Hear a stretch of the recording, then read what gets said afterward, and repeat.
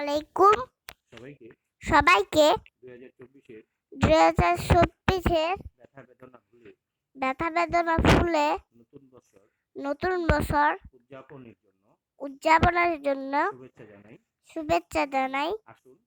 আসুন আমরা সবাই মিলে 2025 খ্রিস্টাব্দ থেকে 2025 খ্রিস্টাব্দে আমরা নতুনভাবে সবাইকে ভালোবাসে ভ্রাতৃত্বের বন্ধনে একটি সুন্দর সুন্দর পরিবার, সমাজ ও ও রাষ্ট্র গড়ে তুলি।